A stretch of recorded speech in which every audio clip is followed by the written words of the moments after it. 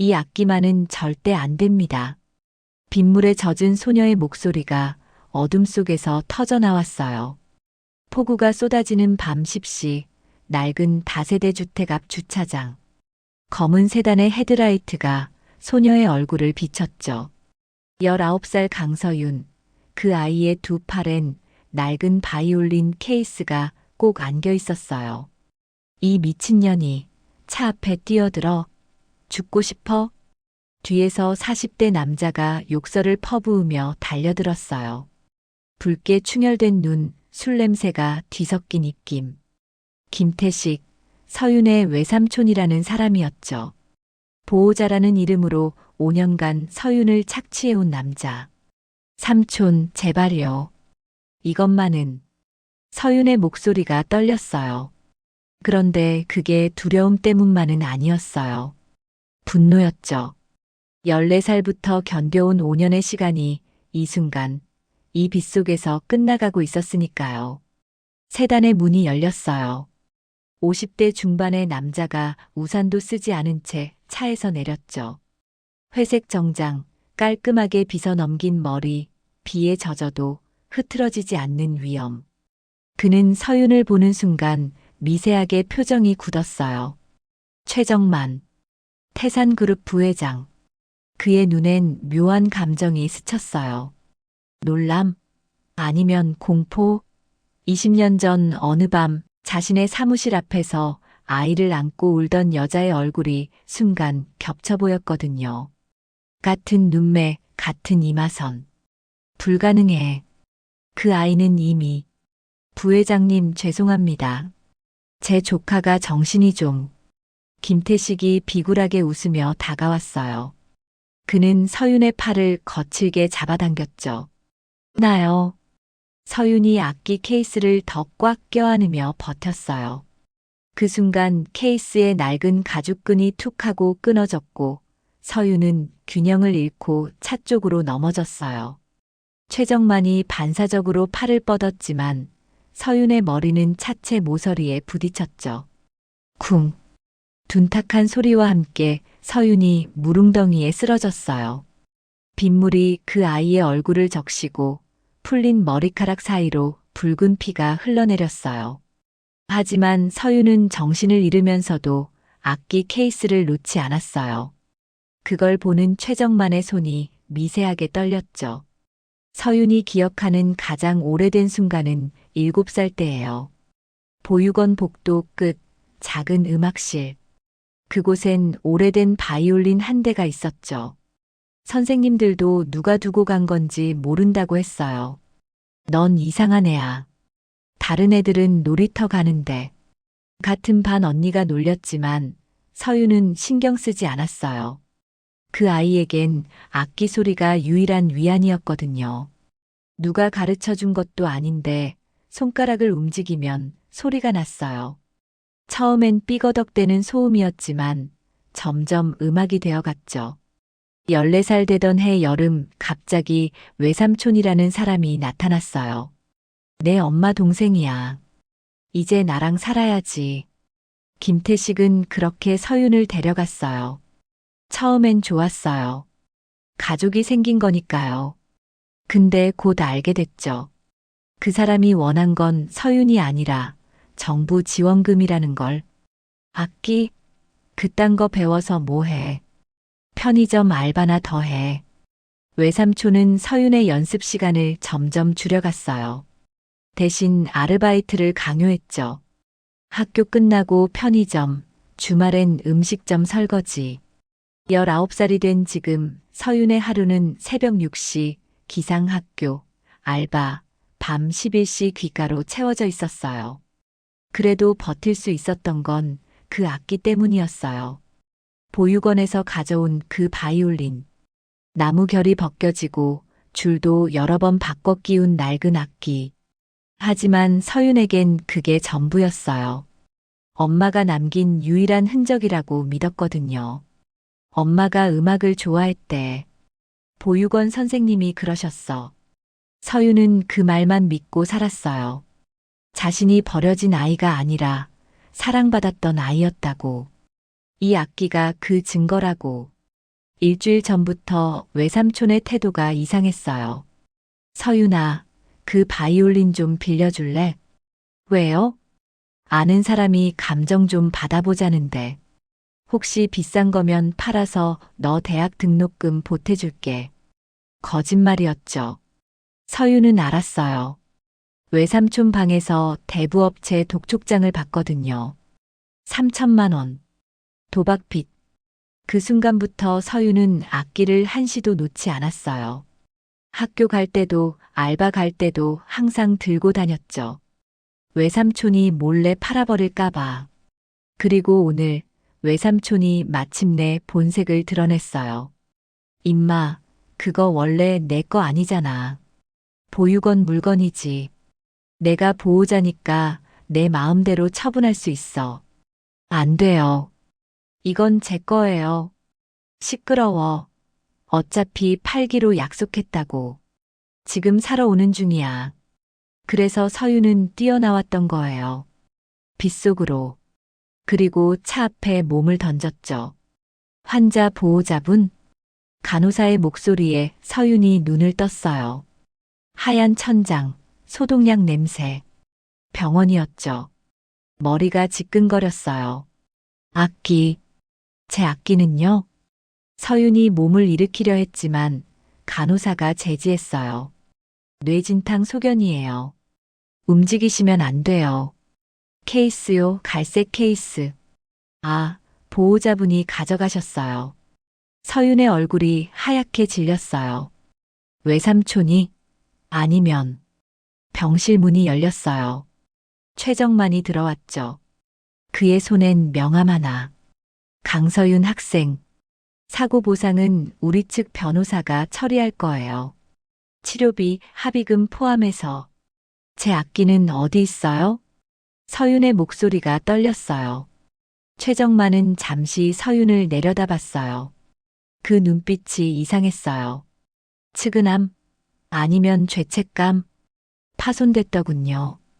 전문가한테 맡겨뒀어요. 거짓말 마세요. 멀쩡했어요. 진정하세요. 며칠 후에 연락드릴게요. 최정만은 그렇게 나갔어요. 서윤은 그의 뒷모습을 보며 본능적으로 느꼈죠. 이 사람이 위험하다고. 이 사람 손에 악기가 넘어간 순간 뭔가 돌이킬 수 없는 일이 시작됐다고. 사흘 후 서윤에게 문자가 왔어요. 토요일 오후 2시. 평창동 주소로 오세요. 마이너스 태산그룹. 서윤은 그 집 앞에 섰을 때 압도당했어요. 높은 담장, 경비초소, 정원이 보이는 대문. 이런 세계가 있다는 건 알았지만 자신과는 상관없는 곳이라고 생각했었죠. 응접실로 안내받았어요. 가죽 소파, 샹들리에, 벽에 걸린 그림들. 그리고 테이블 위에 놓인 것.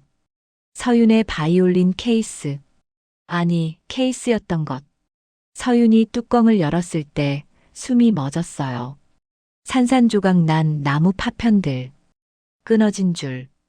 부러진 목. 원형을 알아볼 수 없을 정도로 파괴된 악기.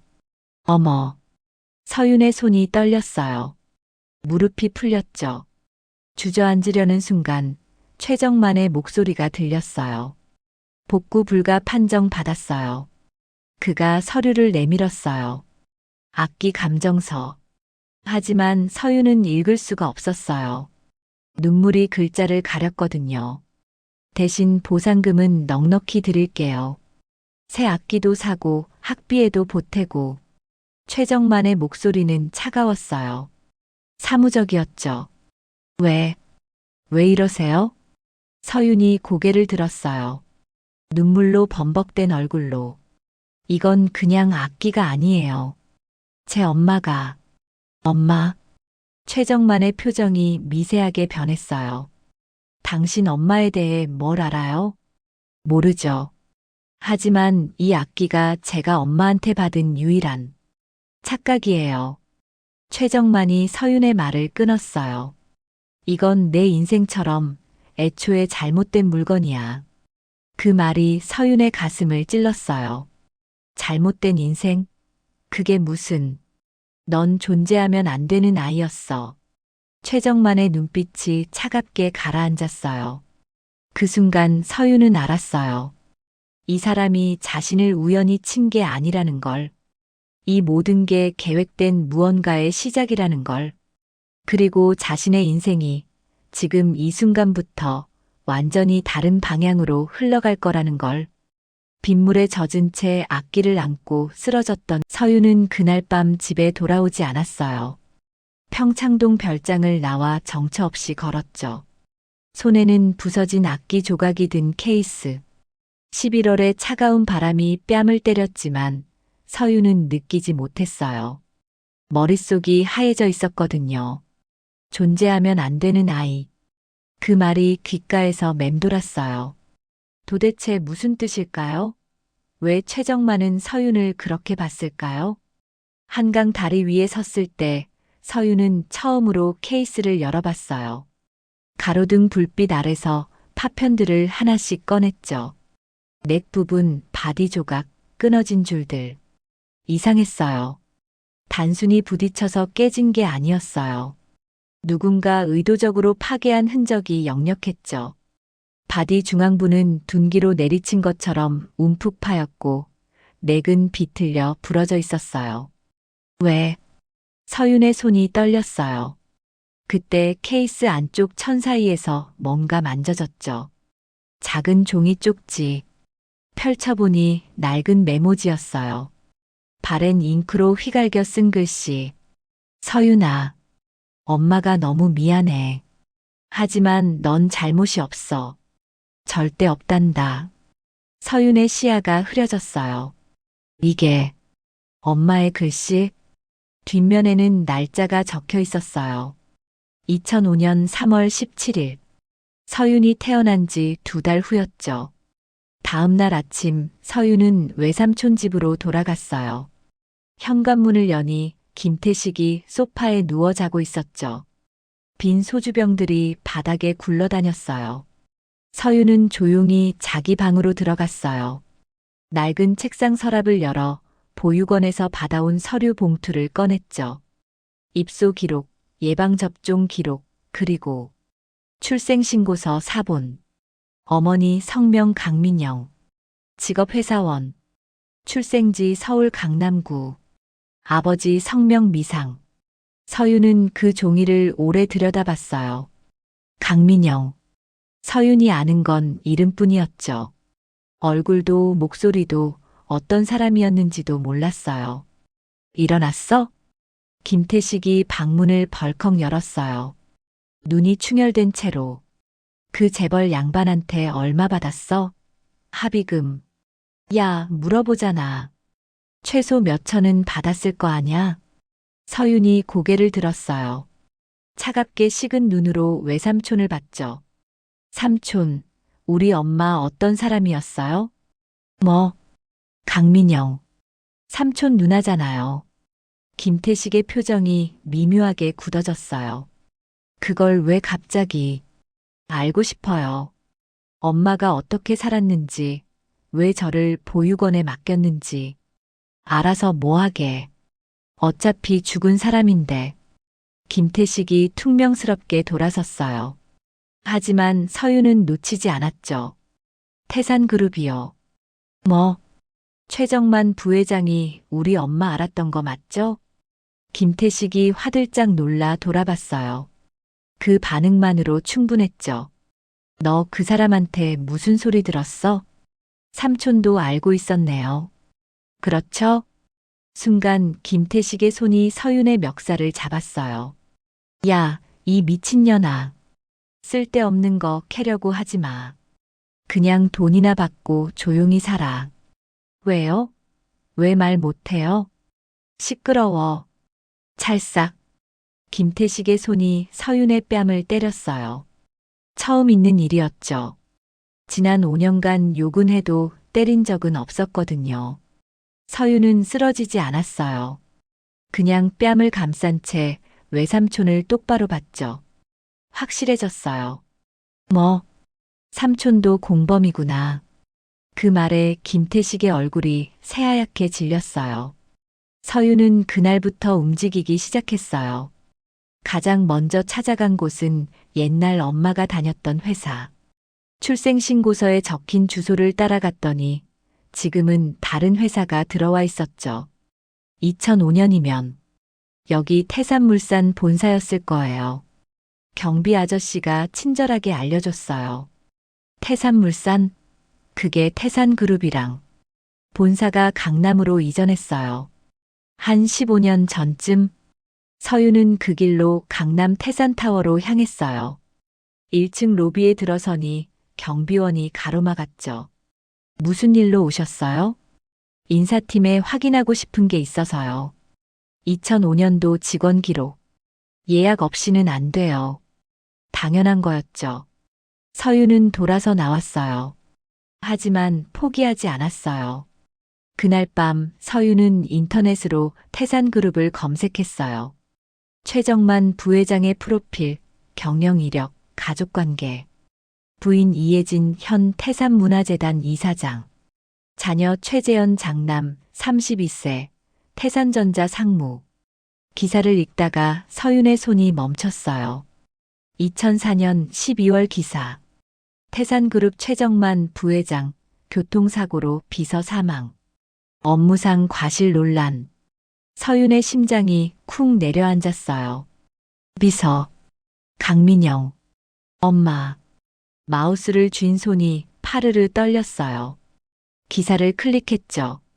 최정만 부회장의 차량에 동승했던 비서 강민영 27씨가 병원으로 이송됐으나 사망했다. 당시 최 부회장은 경상을 입었으며 경찰은 빗길 미끄럼 사고로 잠정 결론. 2004년 12월 15일 서윤이 태어나기 석 달 전이었어요. 거짓말. 서윤의 입술이 떨렸어요. 그럼 엄마는? 서윤을 낳은 건? 다시 검색했어요. 강민영, 사망, 2005년. 나왔어요. 작은 부고 기사. 지난해 교통사고로 중상을 입었던 강민영 씨, 출산 후 합병증으로 사망. 2005년 4월 2일. 서윤이 태어난 지 2달 후. 메모지 날짜보다 보름 뒤였죠. 사고로 중상. 출산. 그리고 모든 게 연결됐어요. 엄마는 사고를 당한 채로 서윤을 낳았어요. 그리고 얼마 버티지 못하고 세상을 떠났죠.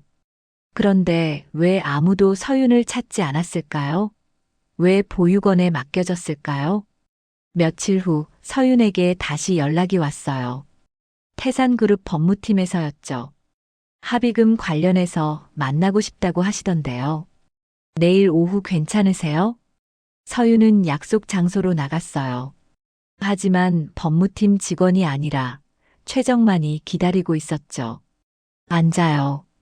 호텔 라운지, 한적한 구석자리. 최정만은 커피를 마시고 있었어요. 서윤은 마주 앉았어요. 손에 든 가방 안엔 출력한 기사들이 들어있었죠. 합의금 얘기 들으러 왔어요. 그 전에 할 얘기가 있어서. 최정만이 서윤을 봤어요.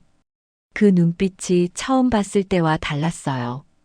더 차갑고 더 계산적이었죠. 내가 뭘 알아내려고 하는지 알고 있어. 강민영에 대해서.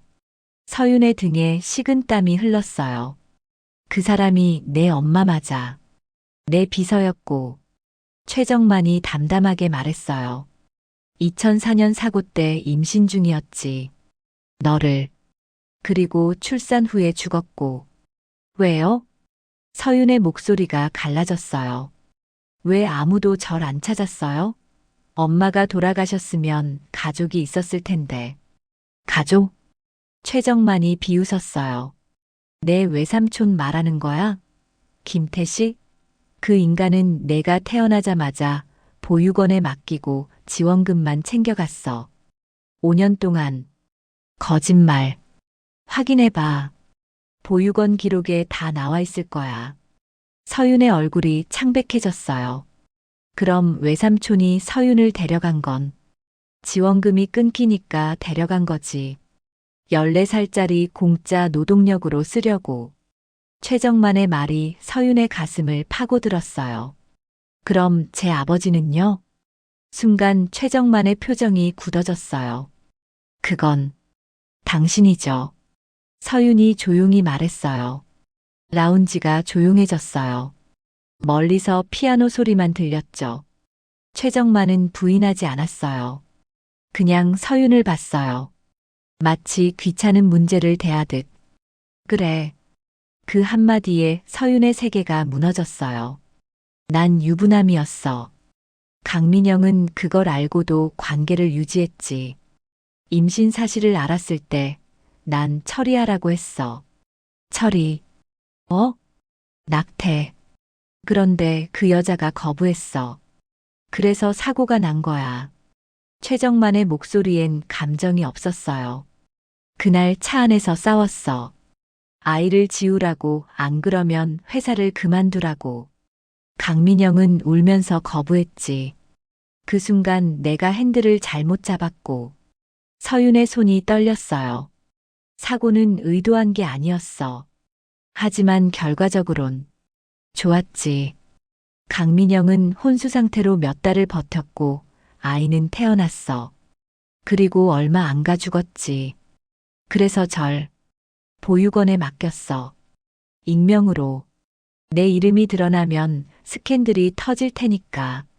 최정만이 차가운 눈으로 서윤을 봤어요. 넌 존재하면 안 되는 아이였어, 서윤아. 태어나는 순간부터. 그 말이 서윤의 귓가에서 울렸어요. 내 아내는 모른다. 아들도 모르고, 회사 사람들도 몰라. 그리고 앞으로도 알아선 안 돼. 그래서 악기를 부쉈어요? 서윤의 목소리가 떨렸어요. 엄마가 남긴 유일한 걸. 왜요? 증거니까. 최정만이 냉정하게 답했어요. 그 바이올린 강민영이 내게 남긴 거 맞아. 케이스 안에 메모도 있었겠지. 그런 것들이 남아있으면 언젠가 문제가 돼. 서윤은 믿을 수 없었어요. 이 사람이 정말 자기 아버지? 돈은 줄게. 충분히. 대학도 보내주고 생활비도 대줄게. 대신 조용히 살아. 절대 내 가족 앞에 나타나지 마. 태산그룹과 엮이지도 마. 최정만이 봉투를 내밀었어요. 두툼한 수표가 보였죠. 이게 우리 관계의 전부야. 서윤은 그 봉투를 보지 않았어요. 대신 최정만의 얼굴을 봤죠. 거절하면요? 뭐, 제가 이 사실을 알리면 어떡하실 건데요? 최정만이 비웃었어요. 누가 믿겠어? 19살 고아 소녀가 재벌 부회장 상대로 하는 말을. 증거도 없는데. DNA 검사하면 안 받아. 그리고 설령 받는다 해도 난 부인할 거야. 강민영이 다른 남자와 관계했을 수도 있다고. 서윤은 그제야 깨달았어요. 이 사람은 절대 인정하지 않을 거라는 걸. 자신의 잘못을, 죄를, 서윤의 존재를. 생각해봐. 넌 이미 아무것도 없어. 가족도, 집도, 미래도. 내가 주는 돈 받고 조용히 사는 게 현명한 선택이야. 최정만이 일어서려는 순간 서윤이 말했어요. 엄마는요? 뭐? 강민영은 어떤 사람이었어요? 최정만이 멈칫했어요. 그냥 비서였어. 일 잘하는. 사랑했어요? 무슨 소리야? 엄마를 사랑한 적 있었냐고요? 최정만의 얼굴이 굳어졌어요. 없어. 그 한마디가 가장 잔인했어요. 그냥 실수였어. 너도 그 여자와의 관계도. 전부 다. 최정만은 그렇게 떠났어요. 테이블 위엔 수표 봉투만 남았죠. 서윤은 한참을 그 자리에 앉아 있었어요. 실수. 자신의 존재가 실수라고. 엄마의 죽음도 자신의 인생도 전부 실수였다고. 서윤은 천천히 봉투를 집어 호텔에서 나온 서윤은 지하철을 탔어요. 집에 가고 싶지 않았거든요. 그냥 어딘가로 계속 가고 싶었죠. 2호선을 타고 한 바퀴, 또 한 바퀴. 창밖으로 스쳐 지나가는 불빛들을 멍하니 봤어요. 사람들은 타고 내리고 서윤만 계속 같은 자리에 앉아 있었죠. 실수. 최정만의 그 말이 귓가를 떠나지 않았어요. 자신이 실수라고, 태어나지 말았어야 할 존재라고. 그렇다면 엄마는, 강민영은 정말 그냥 아무 의미 없는 관계였을까요? 서윤은 가방에서 메모지를 꺼냈어요. 엄마의 글씨. 서윤아, 엄마가 너무 미안해. 하지만 넌 잘못이 없어. 절대 없단다. 이 글을 쓸 때 엄마는 무슨 생각을 했을까요? 죽어가면서도 딸에게 미안하다고, 넌 잘못이 없다고 써야 했던 그 마음이. 죄송합니다. 막차 끝났어요. 영무원 아저씨가 깨웠어요. 어느새 새벽 1시였죠. 서윤은 역 밖으로 나왔어요. 11월 새벽 공기가 뼛속까지 시렸어요. 집에 도착하니 불이 꺼져 있었어요. 외삼촌은 없었죠.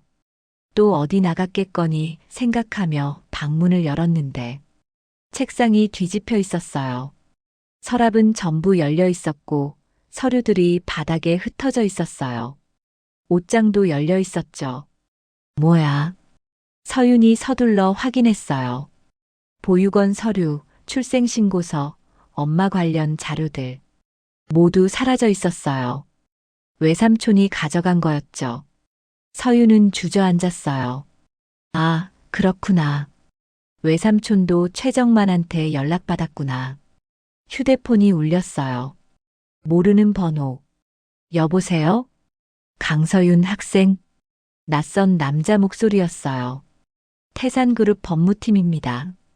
김태식 씨와 합의를 했습니다. 네. 김태식 씨가 학생의 법적 보호자 자격으로 최정만 부회장님과 합의서에 서명하셨어요. 향후 어떠한 민영사상 이의제기도 하지 않기로요. 서윤의 손에서 핸드폰이 떨어질 뻔했어요. 합의금 5천만 원을 김태식 씨명의 계좌로 입금했습니다. 학생께는 매달 생활비 명목으로 100만 원씩 지급될 예정이고요. 잠깐만요. 제가 동의한 적. 보호자 동의로 충분합니다. 학생은 미성년자니까요. 20살인데요. 한국 나이 기준이시죠? 만 나이론 19세입니다. 내년 1월까지는 미성년자예요. 전화가 끊어졌어요. 서윤은 그 자리에 그대로 앉아 있었죠. 온몸에 힘이 빠졌어요. 외삼촌이 5천만 원을 받았다고, 자신을 팔아버렸다고, 웃음이 나왔어요. 정말 주변에 믿을 사람이 하나도 없구나. 다음 날 서윤은 학교에 가지 않았어요. 대신 시립도서관으로 갔죠. 법률 서적 코너. 서윤은 몇 시간 동안 책을 뒤졌어요. 미성년자 합의 효력, 친생자 확인 소송, 유전자 검사 청구권. 읽으면 읽을수록 답답했어요. 모든 게 최정만에게 유리하게 되어 있었거든요. DNA 검사는 상대방 동의 없이 못해요. 친생자 확인 소송은 할 수 있지만 시간이 오래 걸려요. 최소 1년. 증거 없이는 법정에서 이길 수 없어요. 그리고 무엇보다 돈이 없었어요. 변호사 선임 비용, 소송 비용, 당장 내일 먹고 살 돈도. 서윤은 책을 덮었어요. 손이 떨렸죠. 방법이 없었어요. 정말로. 그때 옆자리에서 누군가 속삭였어요. 힘든 일 있어요? 60대쯤 되어 보이는 여자였어요. 회색 머리를 단정하게 올린 온화한 인상. 괜찮아요. 서윤이 고개를 숙였어요. 하지만 눈물이 흘렀죠. 참으려 해도 멈출 수가 없었어요. 여자는 조용히 손수건을 건넸어요. 나도 옛날에 많이 울었어요. 이 도서관에서 법으로 해결할 수 없는 일들이 세상엔 너무 많더라고요. 특히 약자는. 여자가 서윤이 보던 책을 봤어요. 재벌 상대로 싸우려고. 서윤이 놀라 고개를 들었어요. 여자는 쓸쓸하게 웃었죠. 나도 그랬거든요. 30년 전에 대기업 상대로 산재 소송했었어요. 남편이 공장에서 다쳤는데 회사가 책임 안 진다고. 이기셨어요? 10년 걸렸어요. 그 사이에 남편은 세상 떠났고 여자의 목소리가 떨렸어요. 그래도 포기 안 했어요. 왜냐면 이기는 게 목적이 아니었거든요. 그럼요. 기록하는 거. 이런 일이 있었다고. 이 사람들이 이렇게 나쁜 짓을 했다고. 그게 남으면 언젠가 누군가는 볼 테니까. 여자가 서윤의 손을 잡았어요. 증거를 모으세요. 지금 당장 이길 수 없어도 기록하세요. 언젠가 그게 무기가 될 테니까. 서윤은 그 말을 오래 곱씹었어요. 기록. 그래, 증거. 지금 당장 법정에서 이길 순 없어도 진실을 모을 순 있잖아요. 서윤은 그날부터 달라졌어요. 더 이상 눈물을 흘리지 않았죠. 대신 노트를 샀어요. 그리고 하나씩 적어 나가기 시작했어요. 2004년 12월 15일 마이너스 교통사고. 강민영 중상. 2005년 2월 1일 마이너스 서윤 출생. 2005년 3월 17일 마이너스 강민영 메모 작성 추정일. 2005년 4월 2일 마이너스 강민영 사망. 타임라인을 만들었어요. 그리고 의문점을 적었죠. 사고 원인은 정말 빗길 미끄럼. 강민영은 왜 임신 사실을 숨기지 않았나? 출생신고는 누가 했나? 보육원 입소는 누가 진행했나? 하나씩 확인해야 할 것들이었어요. 서윤은 먼저 옛날 신문 기사를 찾았어요. 도서관 마이크로필름 자료실에서 2004년 12월 16일자 신문. 태산그룹 부회장 차량 사고. 비서 중퇴. 기사는 짧았어요.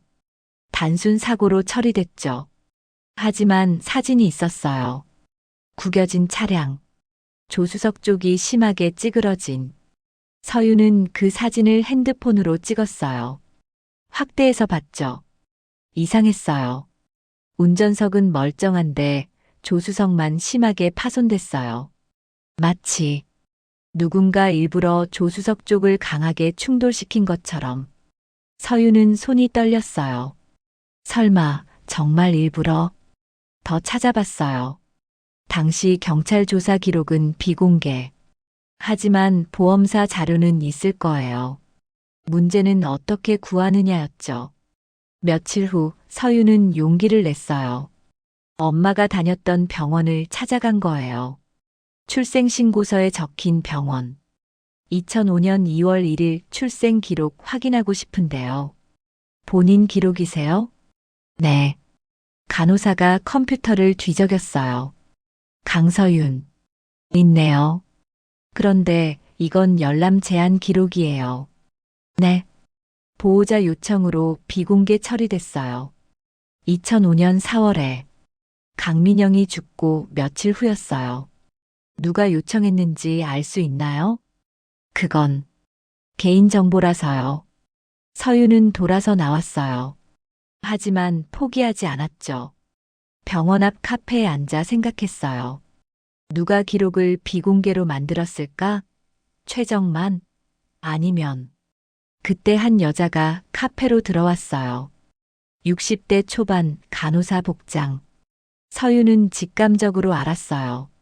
저 사람이라고. 저기요. 서윤이 다가갔어요. 혹시 2005년에 이 병원에서 일하셨어요? 여자가 의아한 얼굴로 서윤을 봤어요. 왜요?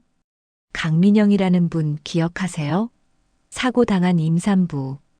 여자의 표정이 확 변했어요. 당신 누구예요? 저예요. 그분 딸. 순간 여자의 눈이 커졌어요. 서윤이 고개를 끄덕였어요. 여자는 한참을 서윤을 뚫어지게 봤죠. 민영이 닮았네. 눈이.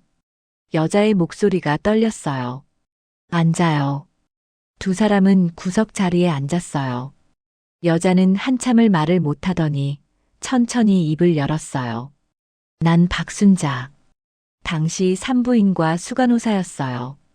엄마 담당하셨어요? 응. 민영이는 정말 특별한 환자였어요. 순자 씨가 눈을 감았어요. 사고 때 머리를 심하게 다쳤어요. 의사들은 다 포기했죠. 근데 민영이는 깨어났어요. 단 한 가지 목적으로. 너를 낳으려고. 제왕절개 수술 전날까지 의식이 오락가락했어요. 그런데도 계속 말했죠. 아기 살려주세요. 제발. 하고 순자 씨의 눈에 눈물이 맺혔어요. 수술하고 이틀 뒤 민영이가 나한테 메모를 써달라고 했어요. 손을 못 움직여서 내가 대신 받아 적었지. 그 메모 제가 가지고 있어요. 서윤이 메모지를 꺼냈어요. 순자 씨는 그걸 보고 흐느꼈죠. 맞아. 이거 민영이가 마지막으로 한 말. 엄마가 뭐라고 했어요? 우리 서윤이는 잘못이 없어요. 엄마가 잘못한 거예요. 그 사람을 사랑한 게 죄예요. 하지만 서윤이만은 사랑받을 자격이 있어요. 그렇게 말했어요. 서윤의 눈에서 눈물이 주르륵 흘렀어요. 그리고 이틀 후에 갔어요. 조용히. 순자 씨가 서윤의 손을 잡았어요. 민영이는 널 사랑했어. 죽어가면서도. 그럼 왜? 서윤의 목소리가 떨렸어요. 왜 아무도 절 안 찾았어요? 가족은요? 민영이 오빠가 왔었어요. 김태식인가? 그 사람. 외삼촌이요? 응. 근데 그 사람 병원비도 안 내고 도망갔어요. 그리고 일주일 후에 정장 입은 남자가 왔더라고. 서윤의 심장이 쿵 내려앉았어요. 최정만이요? 이름은 몰라요. 근데 태산그룹 사람인 건 확실했어요.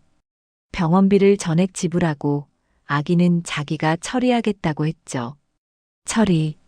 그때는 몰랐어요. 입양 보내는 줄 알았지. 근데 나중에 알고 보니 보육원에 버렸더라고. 순자 씨가 분하다는 듯 말했어요. 그리고 의료 기록을 비공개로 만들었어요. 혹시라도 나중에 문제될까봐 증거를 없앤 거네요. 그렇지. 민영이와 자기 관계를 아무도 모르게. 서윤은 주먹을 쥐었어요. 손톱이 손바닥에 박혔죠. 혹시 당시 기록 남은 거 있어요? 순자 씨가 잠시 고민하더니 말했어요.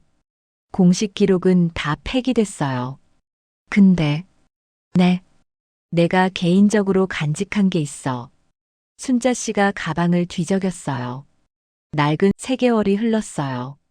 서윤은 그동안 조용히 움직였어요. 학교 끝나고 도서관, 주말엔 관공서. 겉으로 보기엔 평범한 19살 학생이었지만 노트는 점점 두꺼워졌죠. 2월 어느 날 서윤은 국가기록원을 찾아갔어요. 2004년 교통사고 경찰 조사 기록 열람하고 싶은데요. 사건 번호나 날짜 아세요? 2004년 12월 15일 강남구 논현동. 직원이 검색하더니 고개를 저었어요. 비공개 처리됐네요. 관계자만 열람 가능합니다. 전 피해자 딸인데요. 그럼 법원 명령서 가져오셔야 해요. 또 막혔어요. 하지만 서윤은 포기하지 않았죠. 대신 당시 사고를 처리했던 경찰서를 찾아갔어요.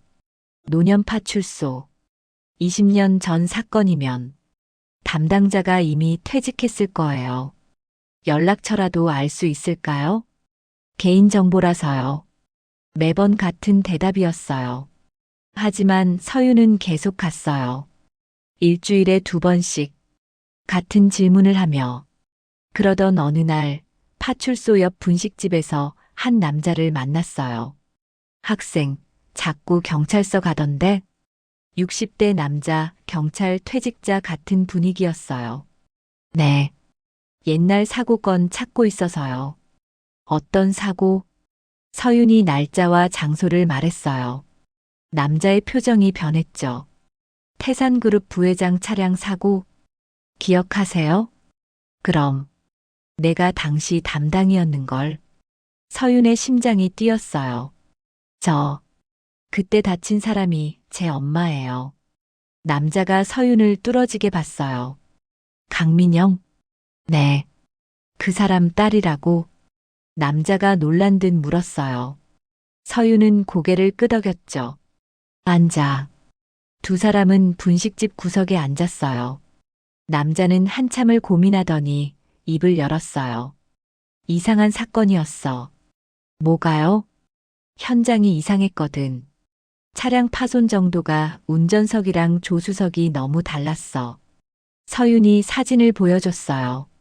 신문에서 찍은 사고 차량. 맞아, 이거. 조수석만 심하게 찌그러졌잖아. 그게 이상한 거예요? 보통 정면 충돌이면 운전석도 비슷하게 망가져야 하는데 이건 마치 조수석 쪽으로 일부러. 남자가 말을 멈췄어요. 일부러 들이받은 것처럼요. 서윤이 떨리는 목소리로 물었어요. 그건 확실하진 않아. 근데 당시 내가 상부에 재조사 건의했었거든. 어떻게 됐어요? 묵살됐지. 그리고 일주일 후에 사건 종결 지시 내려왔어. 단순 사고로. 남자가 쓴웃음을 지었어요. 태산그룹이 압력 넣은 거예요? 말 안 해도 알잖아. 서윤은 주먹을 쥐었어요. 역시 처음부터 조작된 사건이었어요. 혹시 당시 조서 같은 거 남아있어요? 공식 기록은 다 폐기됐어. 근데 남자가 주머니를 뒤적이더니 명함을 꺼냈어요. 보험사 조사관이 따로 조사했었거든. 그 사람한테 물어봐. 혹시 몰라. 서윤은 명함을 받았어요. 김영수, 한국손해보험조사팀. 고맙습니다. 정말로. 학생. 남자가 서윤을 불렀어요. 재벌 상대로 싸우는 거 쉽지 않아. 그냥 그 사람들이 주는 돈 받고 조용히 사는 게 나을 수도 있어. 전 조용히 못 살아요. 서윤이 남자를 똑바로 봤어요. 엄마가 왜 죽었는지 알아야 해요. 그게 제 잘못이 아니란 걸 증명해야 하고요. 남자는 한참을 서윤을 보더니 고개를 끄덕였어요. 그래. 화이팅. 김영수를 만나기까지 2주가 걸렸어요. 몇 번이나 거절당했거든요. 20년 전 사건이라니까요. 기억도 안 나는데. 제발요. 10분만. 결국 김영수가 퇴근 후 만나주었어요. 회사 근처 카페에서. 뭘 알고 싶은데? 2004년 최정만 차량 사고요. 조사하셨죠? 김영수의 얼굴이 굳어졌어요. 그거 어떻게 알았어? 제 엄마가 피해자였어요. 강민영? 네. 김영수가 한숨을 쉬었어요. 학생, 그 사건엔 손대지 마. 진짜로. 왜요?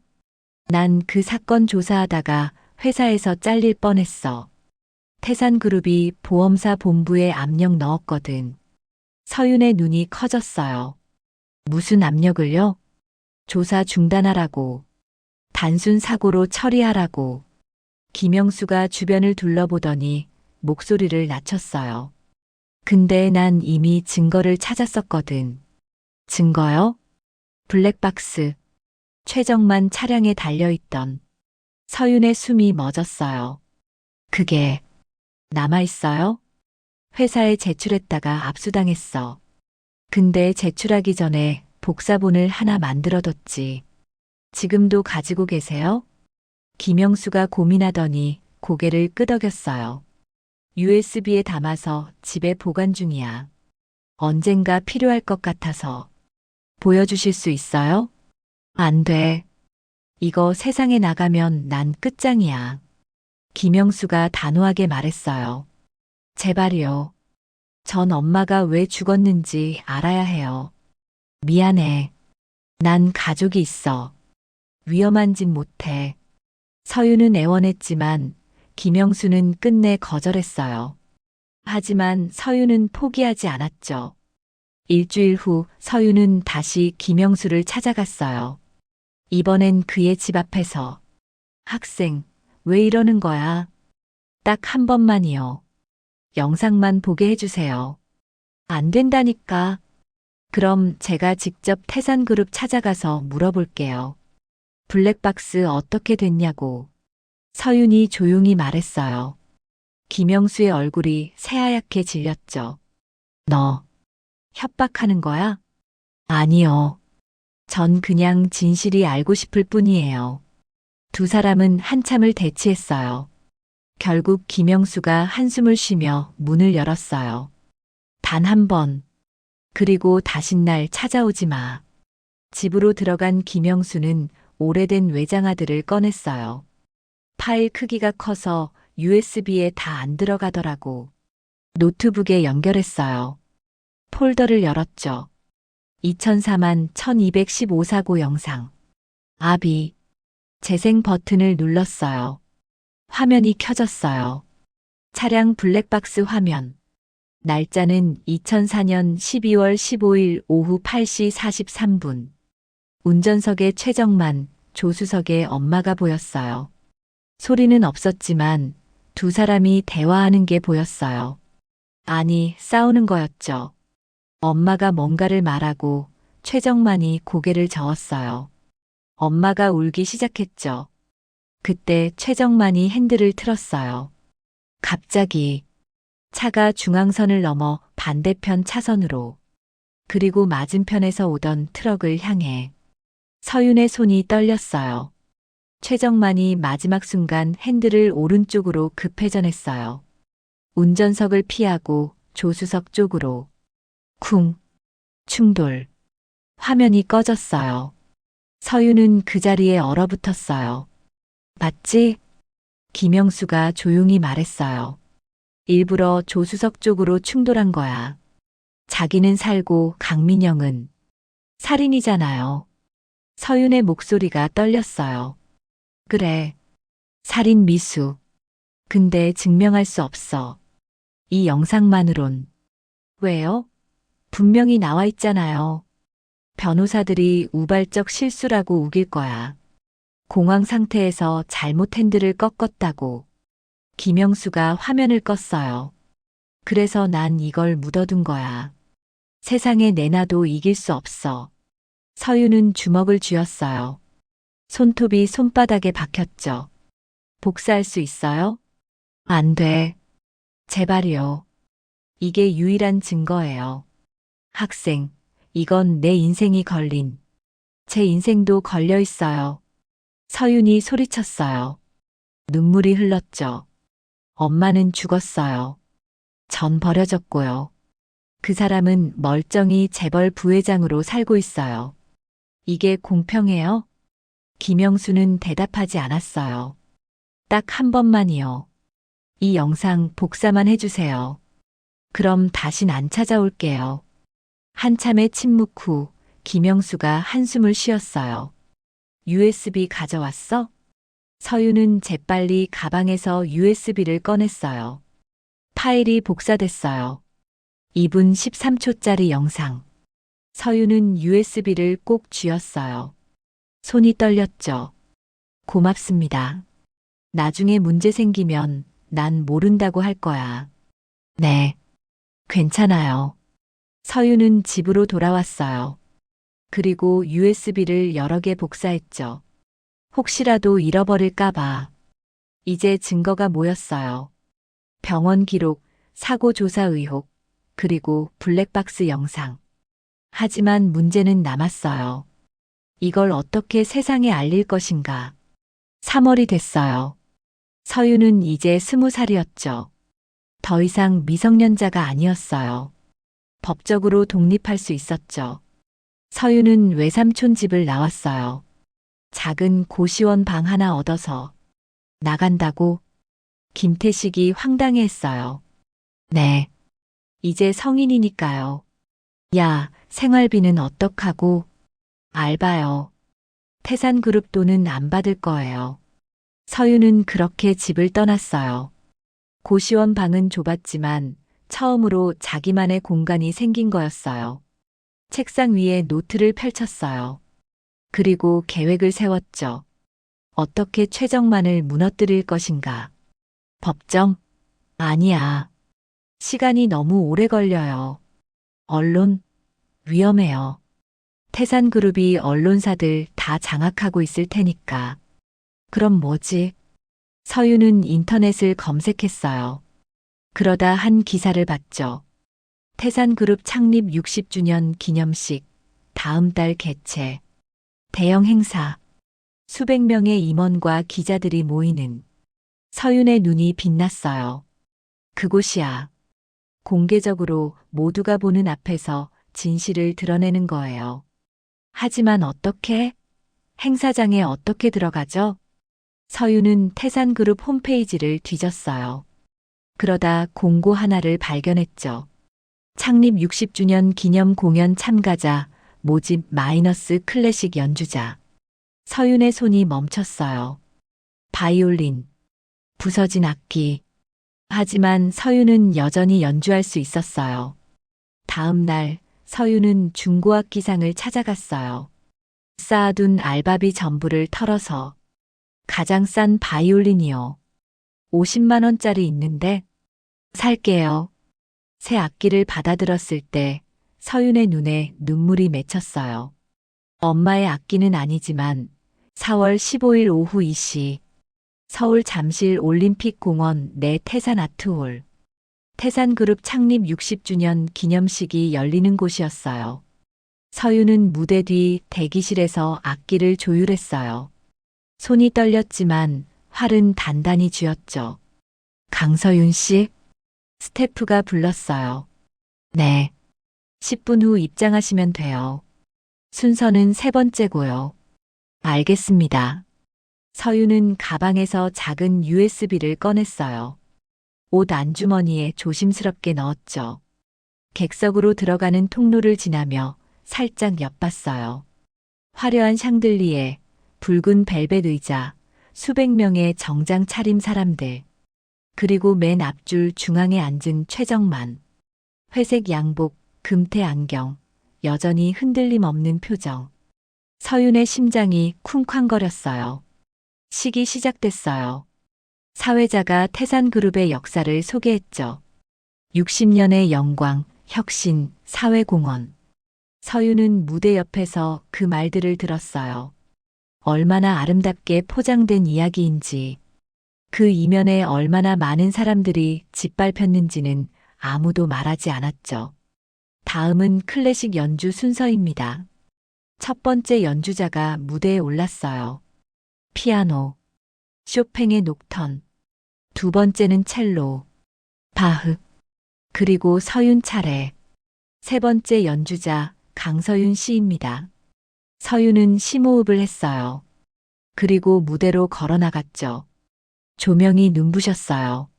수백 개의 시선이 자신을 향했죠. 맨 앞줄, 최정만이 보였어요.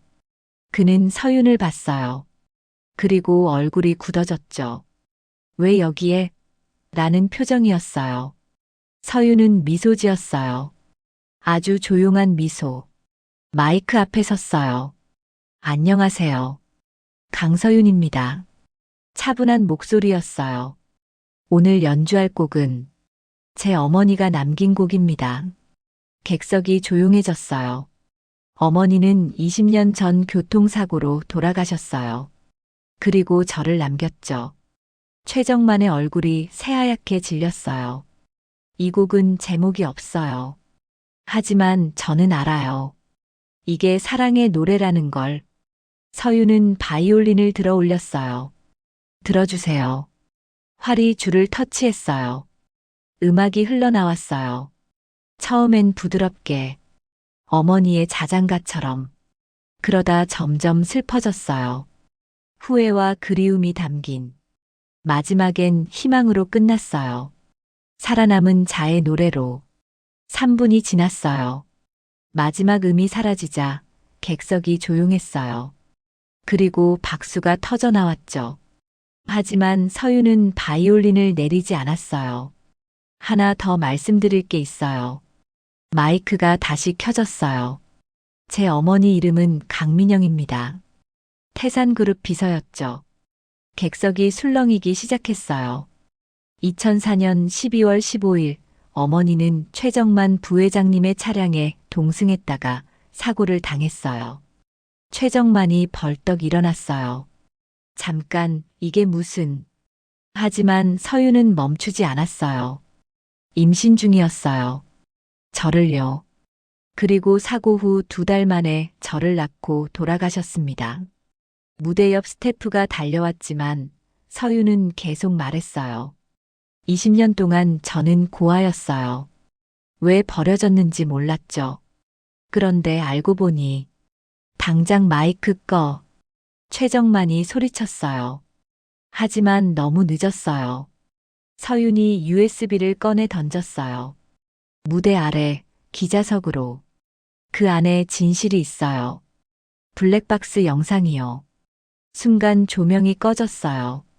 경호원들이 무대로 뛰어올랐죠. 하지만 서윤은 이미 마지막 말을 했어요. 저는 강서윤입니다. 죽은 아이가 아니라 살아남은 증인이에요. 혼란이 시작됐어요. 기자들이 USB를 놓고 싸웠고 경호원들은 서윤을 끌어내리려 했죠. 최정만은 무대 앞에서 소리쳤어요. 거짓말이야. 저 애는 정신병자고. 하지만 이미 한 기자가 USB를 노트북에 꽂았어요. 대형 스크린이 켜졌어요. 블랙박스 영상이 재생됐죠. 2004년 12월 15일. 차 안에 최정만과 강민영.